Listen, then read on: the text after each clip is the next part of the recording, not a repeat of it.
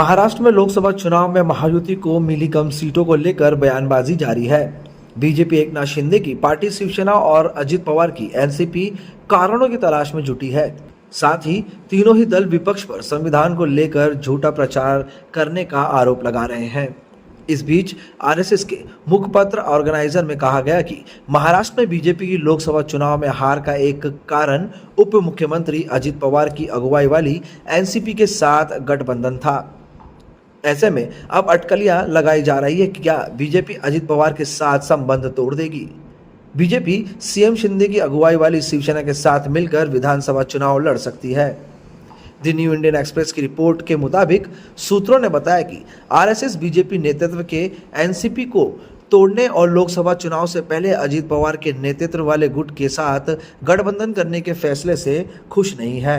नाम न बताने की शर्त पर एक वरिष्ठ बीजेपी नेता ने कहा, आरएसएस बीजेपी कार्यकर्ताओं को पवार विरोध नारे के साथ तैयार किया जा रहा है। सिंचाई और महाराष्ट्र राज्य सहकारी बैंक घोटाले से जुड़े होने के कारण वे अजित पवार के विरोधी हैं। लेकिन जूनियर पवार की बीजेपी से हाथ मिलाने के बाद पवार विरोधी बयान पीछे छूट गया। घाव पर नमक छिड़कते हुए उन्होंने महायुति सरकार में उप मुख्यमंत्री बना दिया गया। नेता ने कहा, लोकसभा चुनाव में यह स्पष्ट था कि आरएसएस बीजेपी के कार्यकर्ता एनसीपी उम्मीदवार के प्रचार के लिए तैयार नहीं थे और कई जगहों पर आत्मसंतुष्ट रहे। नतीजन 2019 में बीजेपी की सीटों की संख्या 23 से घटकर 2024 में 9 रह गई। आजीवन आरएसएस कार्यकर्ता रतन शर्मा ने ऑर्गेनाइजर में अपने लेख में कहा कि अजीत के साथ गठबंधन करने से बीजेपी के ब्रांड वैल्यू कम हो गई है, बिन किसी अंतर वाली एक और पार्टी बन गई है। सूत्रों ने कहा कि बीजेपी नेतृत्व इस साल के अंत में होने वाले विधानसभा चुनाव में अजीत के साथ गठबंधन न करके प्रभाव पर विचार विमर्श करे।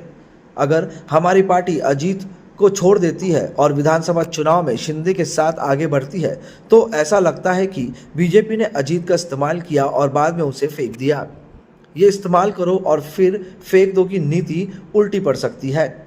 लेकिन एक और पारदर्शी ये भी है कि अजीत को सहयोगी के रूप में रखना फायदेमंद नहीं हो सकता। ब्यूरो रिपोर्ट, कुणाल कपूर, बोल इंडिया।